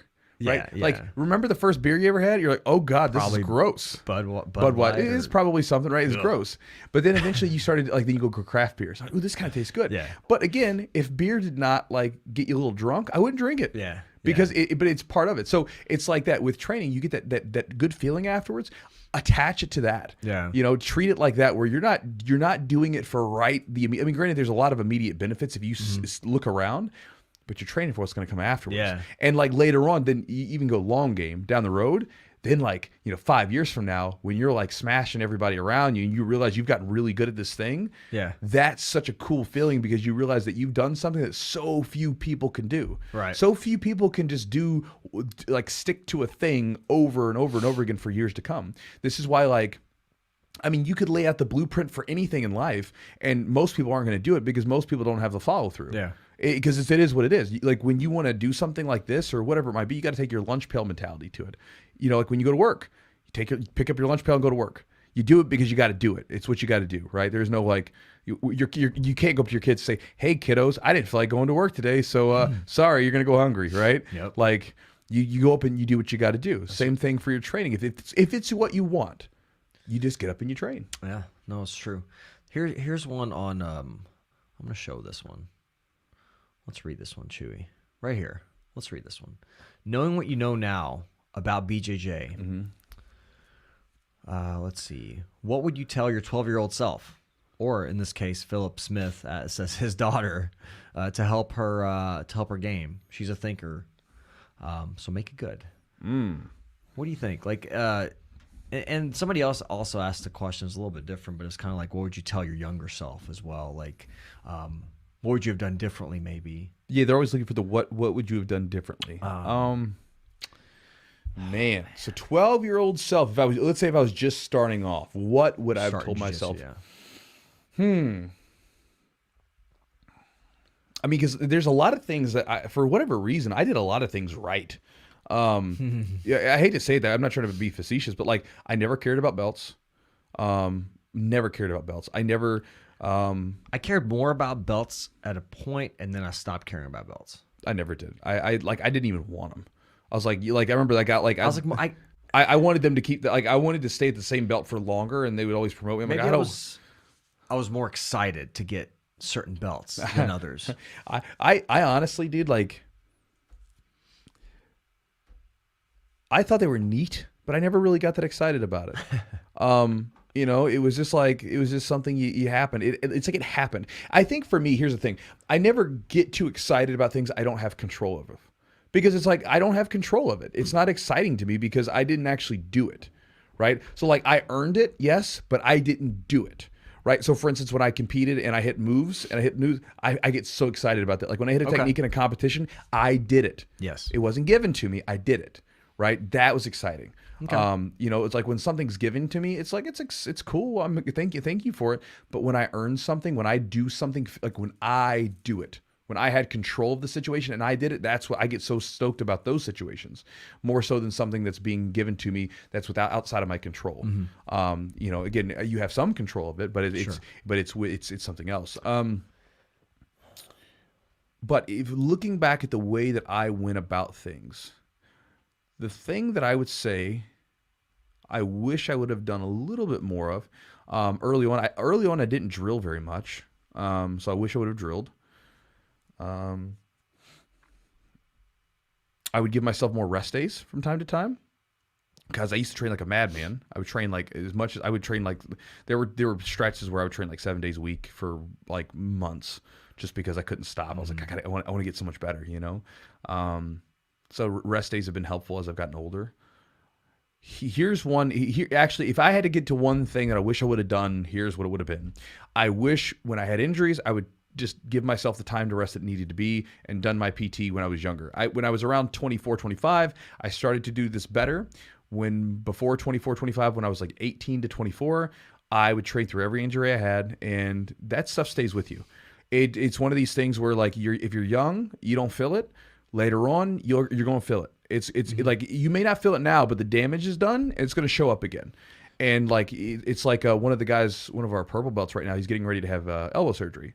And I was talking to him about what he thinks it was from, and he said, dude, he goes, when I was a kid, I was a pitcher.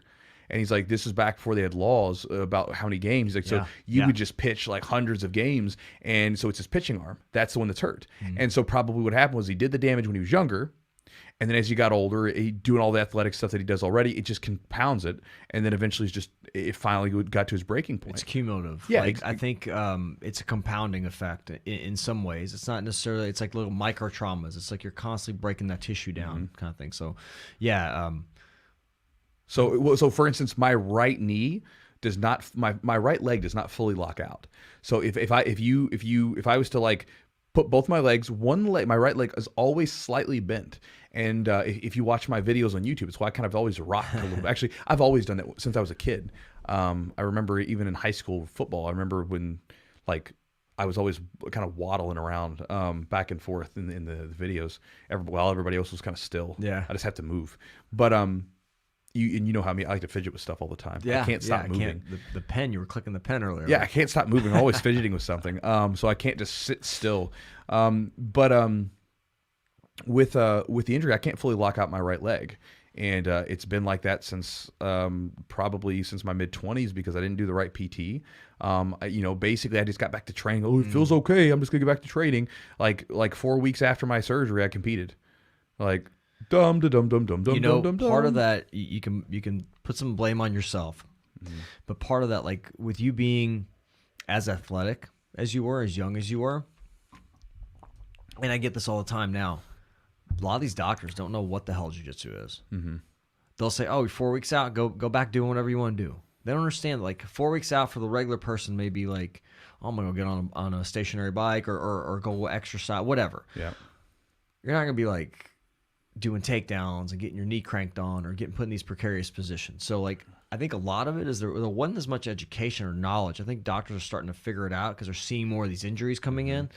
And a lot of times they're just telling you, oh, you don't need to go back. Don't do that. Why are you doing that anyways? You don't need to go back and do this thing. Yeah. Like, dude, you don't get it. Yeah. So I think some of it has to be the education of the medical system, but they're seeing that. Yeah. So basically, going back to, I think what it really comes down to is, I wish I wouldn't have been such a masochist. Listen to your body, right? You will listen to your body. Well, maybe just like, it's this weird thing where, like, especially as a young guy, like, for instance, like, there's books on this where they talk about, like, if you got to charge the hill, like you got a military, you got to charge, you get the young guys to do it, because those are the dudes that are they're willing to throw themselves at anything, because their brains haven't fully formed yet. When I was younger, I treated myself like a masochist, right? Where I would just train harder, train more, and I didn't deserve rest. I had to go and push through things, and I didn't understand that. And I didn't understand that you had to rest, and that rest was a good thing, and all these things. And so, like, I would just basically beat myself up because I felt like I was always, like, losing ground or losing time. And I wish I wouldn't have done that, because it's a bad mindset, led to a lot of injuries early on. As I got smarter, as I got older, like, much better training habits and stuff like that. But there's a couple things nestled in there. But I just thought of something, and I was like, I would have wanted to tell my younger self to start training earlier, which doesn't make much sense. But it would have been, honestly, I was like, I wish I started training earlier is the main thing. But honestly, it would be not to compare myself to others. That would be the main thing, because I had some times where I would compare myself, like, oh, maybe I'm not progressing, or I'm not doing this as well as this person, what have you. I would compare myself to others, and I had to constantly, it made sometimes jiu-jitsu not the most fun, because I would always compare. Mm-hmm. So that's one thing I would say, just like, it's your own speed, it's your own pace. Everybody's life outside of jiu-jitsu is very different. I was going through graduate school at the time. I was starting a new career. Like, I couldn't put the hours in. Mm-hmm. And I don't want to make excuses, but, like, you have to take those things into account. Can't really compare yourself where you're at to other people. You may have both trained for 2 years or whatever. You may be at different levels. It's just, don't compare yourself to others. That's the thing for me. One caveat to that, because see, I've had different reactions to that. Like, every now and then I will compare myself, but I don't compare myself as if it's permanent. Okay. I'm like, all right, that's where they're at. I'm gonna try to catch up to them. You know what I mean? And so that would be my thing. Like, so I would find people that were tough, and I was like, okay, they're better than me. I'm gonna get you. Yeah, I'm gonna catch up to you. It would give me a spark, because I never really, I wasn't like, it's permanent. I was just like, all right, you're better than me. I'm gonna try to catch up to you. I'm gonna show you. That kind of stuff. And it gave me a really good fire under my butt to, like, push myself, because I was chasing after something. No, that is a great point, and I did that some, but I also would get discouraged sometimes as well. Sure. So I think I was able to use that as a motivator at some times, but so if I could, like, limit how much I got discouraged by, comparing myself to others. That would be kind of the main thing. Cool. You want to check on and see if there's any more questions? If not, I mean, been here going for an hour and 20 minutes. Yeah, we've got, there's some. Just show you guys some love if you're here. Yeah, let's see. Chad asked about breathing. So he says, hey guys, you talk about breathing in bad situations. What exercises do you do outside the gym to help you not stop breathing when someone is on your solar plexus? Thanks. So there's not a specific breathing exercise, Chad. I think there's different types of breathing that you can do. Let me check here, make sure that nothing's broken. While Chewy's, go ahead. Yeah, no, we're good. So when you're practicing breathing, so for instance, I'll do a number of different types of breathing exercises. It's not simply one.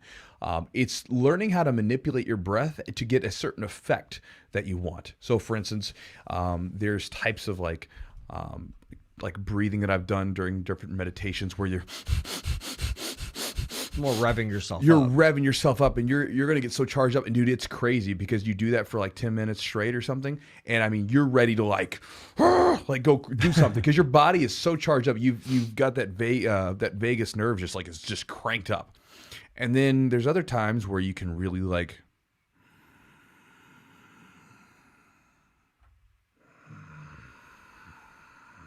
and you slow that breath down, puts you in a different mindset, different place, slows you down a little bit. And so it's about understanding the differences of what breathing can do, because what happens is for most of us, I don't do this anymore, but used to. Like, I remember someone telling me about doing breath work.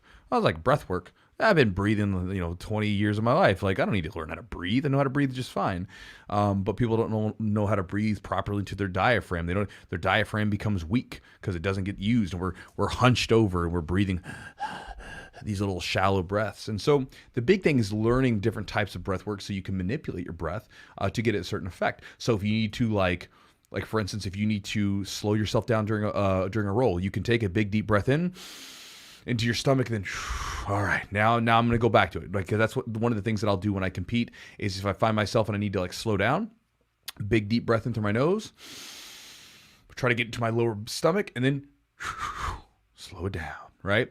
Then there's other times like right before the competition where I will do that breathing, that charging up breath where I'll get my breathing going because I want to get my body moving. I want to get that breath because you think of how much you're breathing when you're rolling, competing. I want to get that thing going already before I ever step out on the mat. And so I'm going to do that as well. So I'll sit there and do that charging breath beforehand. But again, it's because you can manipulate your physiology of your body with your breath. And again, this isn't like some woo-woo stuff. This is stuff that's been documented scientifically, where you hook people up to different things and basically measure the form of like essentially how the different chemicals going through their body, like adrenaline and all this stuff, the stress and cortisol and everything else associated with it. And you can see, like when they breathe this way, this thing happens. When they breathe this way, this thing happens. And even seeing like the way that the fMRIs happen when people breathe a particular way.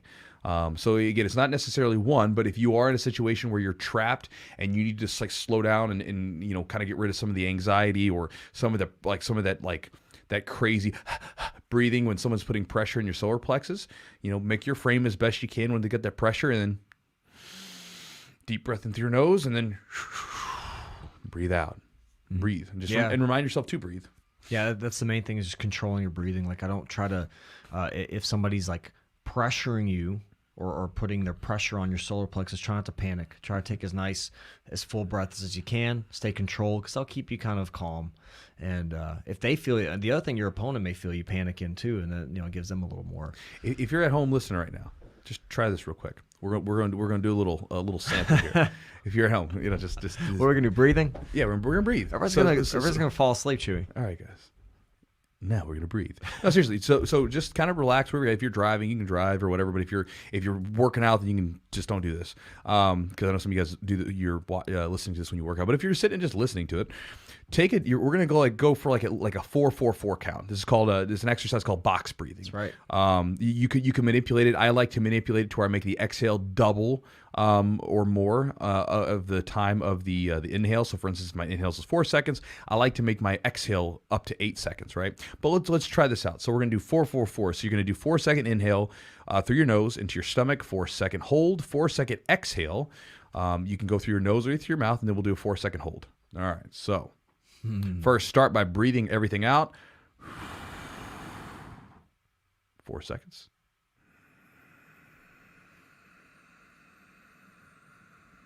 Pause. Let it out.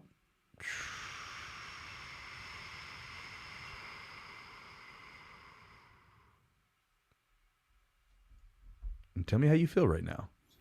Probably feel a little bit slower. A little peachy. Feel a little slow. You just feel a little slower. Now do that for like 2 minutes. Do it for 2 minutes. Like, see how you feel. Like, it's one of the things. I had a guy do this before. He was having trouble sleeping at night. I was like, try some breathing. And it doesn't work for everybody, but it worked for him. Did you read that book, Breath? No, I haven't read that one. I did. I've got about 3 books on breathing. Yeah. Because I got interested in it about a year and about 2 years ago. I really did some deep diving in like the science and stuff of it. But it's on the list. It's good. And so the main thing about breath, that the guy that wrote the book, he focused on nasal breathing. And the importance of nasal breathing, and his thing. It's how we're designed to actually breathe. Yeah, and he talks about like there's different ways of like breathing in one nostril versus the other, breathing out one and the other. So the main thing is he talks about nasal breathing, 5.5 seconds in breath, 5.5 second out breath. That equals 5.5 seconds or 5.5 breaths per minute. And there's something with that, like in history, like some of these chants and things like that have had these type of counts with their chants or with the breathing. So that's an interesting book you could read as well. It's got some breathing exercises in it. I think there's an Audible version as well. So that was an interesting one that I read, and I kind of liked it. So what's up to Matt? over here at Epic Roll. What's up to Matt? He commented on this super cool shirt. He did? I'm glad I finally got. There it is. I'm glad I got my Kimura shirt. That's right. That's cool. Hey, Matt, I love the shorts, by the way. They're awesome. Matt's new shorts are great. I trained them this morning. They were excellent. Go to Nighttime World right there. Nighttime World. I don't. Is this April Fool's? It's April Fool's joke. Jiu-Jitsu's not in the Olympics, and I hope it's not. I don't want it to be in the Olympics. Because if you think jiu-jitsu, let's end on this. Why? Because if you you see how much like the jiu-jitsu world gets like their panties in a bunch when the IBJJF does something like they don't allow heel hooks or something, right? Okay. Well, imagine that all of a sudden if it became in the Olympics, all of their tournaments would be basically like a sideshow, right? The big one would be the Olympics. That's what you're going to be training for, right? Well, if that becomes the case, whatever is going to happen in the Olympics is pretty much what everybody's going to be doing as far as competition wise, look at Eugene. What do you put? Like, I wrote, look at judo. Like judo's cool. It's an amazing sport. It's gone into this linear path because the Olympics are the gold standard. Right. Well, here's what happens. So, like for instance, in the '80s, they had these sambo guys coming in, and they were using these unorthodox grips. And people were like, the judo people didn't like it, so they changed it. Get rid of those grips. Okay, good. And then these guys were coming in and doing like shots, like wrestling shots. All right, we got to get rid of those. We don't want those either. So eventually you're getting to this point where you can't do a lot of things. You can't even like do a double hand break from the gis because it's considered too passive. So it's like, you're getting so restrictive, and that's how people are going to train because that's the sport, right? And so I just don't like the idea of having a centralized body. I guess this is maybe me. I'm maybe a bit paranoid. I don't necessarily. I'm not a big fan of like control. Like people You don't say. You don't say. Yeah, like I'm like the government creeps me out like half the time with the stuff they do. With the sport too that we do, I don't want to give like one major organization more control over the way that we do things. I like it being divided where basically you get these different flavors where you can try a little bit of this, a little bit of that. Like for instance, kind of unrelated, but I'm gonna bring it in. Like for instance, in Switzerland for a while, I think it was Switzerland, they had like a cheese cartel. So it sounds crazy to us, right? So basically, I think it was Switzerland. They had a thing. I was listening to this on I think it was a Radio Lab. They were doing this thing where they had this cheese cartel, where basically the cartel would essentially regulate what kind of cheeses you can make. So you could make these cheeses and only these cheeses. And so they were talking about these guys that were like doing the underground where they were making different types of cheeses, right? It sounds so preposterous, but basically they would do it so they could regulate the prices and everything else in the output. I got you. Okay. And so there was this battle about getting cheese like free so you could make whatever you want to.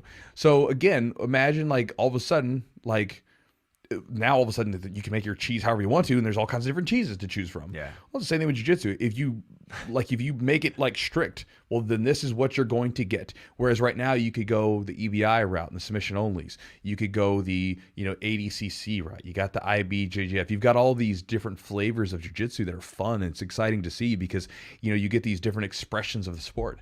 It's a form of art that we do, and so now you get all these different expressions of the art instead of getting locked into this is what you can do, right? Yeah. And so I just don't like it. And I think it'll definitely having all this variety. It spurs growth and ingenuity, like creativity. Mm-hmm. If you have one style, it's kind of like going to one of those gyms that everybody trains the same way, do the same moves. Everybody's going to do that thing, and so I think it will definitely limit the growth of the sport. It will it will. Well, it depends on what you mean by growth. Creating new techniques, new guards. So think about this. Maybe that's good, right? I'm playing devil's advocate. Okay. But like maybe it's good because maybe you say, you know what? It's better we have fewer techniques, so this way it's easier to learn, less stuff to worry about. We don't have to worry about all these different positions popping up all the time, right? And if we had one unified thing, then everybody knows what they got to do. Right? Sounds lazy to me. Well, it's just different. Like I said, I don't like it as much. I like the more free-form nature of jiu-jitsu, and I like where you can try all this different stuff. Here's the thing. Look at wrestling. Look at wrestling in the Olympics. There's a style there, and then there's just different. There's different types of wrestling. Freestyle. You got Greco in the United States. I don't know what's in the Olympics. There's only one style in the Olympics. Is that correct? No, you had Greco. They have different. No, you got Greco. You got Greco and freestyle. So here's the thing. And then in the United States, you got folk style, which is basically high school wrestling, which is a little different. Yeah. So I guess like if you include different styles of jiu-jitsu or different rule sets in the Olympics. I mean, that could be. I may go for that, but honestly, I don't know. I just think it wouldn't be the best. It would definitely restrict things a little more. So, all right, guys, that's it. We're gonna wrap it up. Chewy, do you want to let's thank our sponsoronies. So since you guys are here, I'm gonna thank Matt over at Epic Roll. He just sent me some stuff. I'm gonna go through and test run it. I'm gonna do a couple rolls and stuff in it and see what it feels like, and I'll do a video on it and let you guys know how it goes. I'm gonna see if the views just start or the viewers just start dropping. Hey, we're done. If anybody's actually listened to the podcast on the podcast channel, you know that all kinds of crazy stuff happens on the when we're actually doing the outros. The intros too. But again, if you guys want to check out any of his stuff like this cool Kimura shirt, I'm actually really pumped about this one because I was reading it over. Well, I'm gonna take this one out and take it out to places I go because the triangle shirt was fun to wear, like where you would just get people that were staring at your shirt, like they would walk past you and just stare, you know. I felt like I was like a woman wearing a very revealing dress where, like, you know, everybody's just staring at certain places, right? Like everybody kept staring at my shirt and they would look at it and not really understand it. So I'm gonna be excited to wear my Kimura a lot because I know I'm gonna get it's like a social experiment for you. Yeah, I'm gonna get the little old lady that's working at Kroger looking at me going, what is that? What kind of key do you use? What's for that? a Kimura? Kimura lock? What's that? And so here people are always so country. What? Kimura lock? Hi, honey. Kimura. Honey, what's that you got on your shirt there? I don't know what that is. No. What is that, honey? I don't know what that is. Jiu-Jitsu. It's not that hard to say, actually. People have a really hard time saying jiu-jitsu. Oh, dude, yeah. It's like Jiu-Jitsu. My first girlfriend, she used to call it like Juju my shoe. she was like, this is too hard. But if you'd like to get yourself a Kimura lock shirt or any of his stuff, he's got some new shorts out that I'm excited to try out because it does not have the Velcro that always ends up getting screwed up. So I'm excited to try those. You can go to epicrollbjj.com, use a promo code Chewjitsu, and you'll save 15. That's 15. Because earlier Mike was like 50. It's like 15% off your order. And by using the promo code Chewjitsu at checkout. And then obviously, guys, you guys know we're fans of this stuff. Charlotte's Web, big fans of their stuff. I use the sleep gummies every night, and then I take the tincture, do a little bit of both.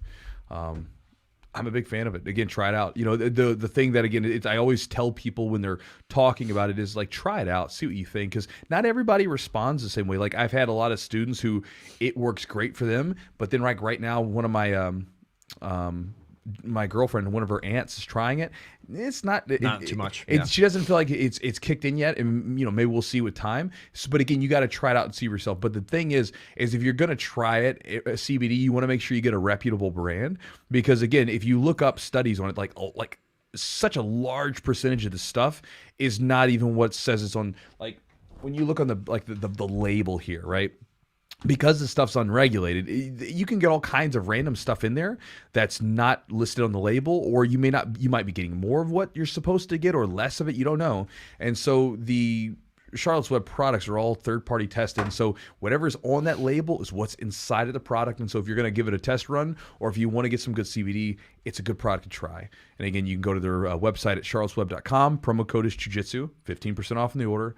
And again, you can get yourself some solid stuff. I'm also a big fan of their balms. Yeah. Whenever I travel, it's one of the things I put in my bag because, you know, if I'm traveling, I don't get as much time to stretch out and stuff. So sometimes I'll get like tight shoulders and stuff, but I'll rub some of that stuff on it. Really helps out. Use the CBD Medic. CBD Medic. And you can get that at Charlotte's Web. That's just like another kind of part of their brand. That's the only FDA one, right? Yeah, it's like they can talk about like joint and arthritis. Yeah, so it's like FDA like approved for like pain relief or whatever. Yes. But it's actually a really nice one. That's the one that I take with me when I'm traveling because, like I said, and then a lot of times I go into different beds. I don't know about you, like I've got like a really nice bed. Like Justin, I've got like one of those like real nice foam beds. It's so nice, and we'll go to different places like Airbnbs and hotels, and you know sometimes you get a good one, and then sometimes you get a really crappy bed. Like one of the beds we stayed at when we were traveling down in Florida was too soft, so like my back was all like crunched up. But I put the stuff on my neck, and it helped out a ton. So if you want to check that stuff out, you can do it there as well. We got Submission Nutrition. I had trouble saying it. Submission Nutrition. So I got Submission Nutrition. That's become like, I love it. I had it right before we ate, or before right before you had the cacao one. The cacao, I like that. Threw a little peanut butter in there. It was delish. I had the goji, the mulberry, goji, and walnuts this morning. That's a good one. And then the pineapple was Pineapple's good. Although like one morning I got like, there was too much pineapple. It was like all the pineapple. You didn't mix it up, Chewy. Well, I didn't shake it up as well as I should have done it. So what ended up happening is I had like a bowl of like the pineapple just it was too sweet. But it's really good. But no, I'm actually, I was resistant to it. Overnight oatmeal, by the way. It's overnight oatmeal, but right. it's the flavors are pretty good. Like I was pretty happy with the product. Like when I got it, when I got it, I was like, I don't know, man. And then I actually tried. I was like, it's pretty good. I talked to Henry, man. Henry's a cool dude. It's really cool. It's pretty tasty. So if you guys would like to try it, what I've been doing with it, in case you're curious, is I'll put it in like a little like with those little ramekins. Yeah. We'll put in a little ramekin, or you could put it in like a little glass Tupperware, whatever you want. And then I'll put the overnight oats in, and I use water. Just for like macro purposes. So I know it'll say like almond milk or whatever, but if I put in almond milk, then it's too much fat for my morning breakfast. And so I just put in water, and it tastes fine. I did water today too. Yeah, it's fine. It's no big deal. And then it soaks up overnight, and then I'll put it in there before I go to bed. Get up in the morning, I have it, and so I'll have that. So if you're curious what my breakfast looks like right now, it'll be the overnight oats. And usually it's enough to get me enough carbs for my morning training session. And then I'll typically have 2 full eggs, two whole eggs, and then I'll have about 270 grams of egg whites, which it would end up being like if you took like six egg whites. Yeah. So it'd be six egg whites and 2 wholes, and that's kind of breakfast right now. In case you're curious, but if you want to check out his stuff, you can go to submissionnutrition.com. Promo code is Jiu-Jitsu. Save 15% on the order. And get yourself some breakfast or some snacks, depending on how you are. But it's simple. You can keep it around. It's really easy. It's on the stomach, and that sort of thing. Last one's Manscaped. Aha! What was funny? I remember when we did our first promos, like for Manscaped, a couple of the guys were like the gym. See, like one of the things I was talking to a couple of the guys, or I was talking to someone at like about the gym. Uh-huh. Since a lot of the guys know me before I was Chewy, right? Chewy. I get a lot of crap from people. So they'll bust my balls, which is good. That's what I want, right? Your shaved balls. My well manicured balls, right? But that was funny because I was talking about it, and I remember they were like, "Okay, Chewy, we hear you. How much are they paying you to say that?" We actually say whatever we want to say, kind of. Well, that was the thing. So like whenever that's one of the things like with Eugene. If you guys are curious, I never we don't do reads because I don't want to talk about first off, it would sound terrible. Because it would sound like a reed. It would sound like a robot. Because I can't, and I physically can't do it.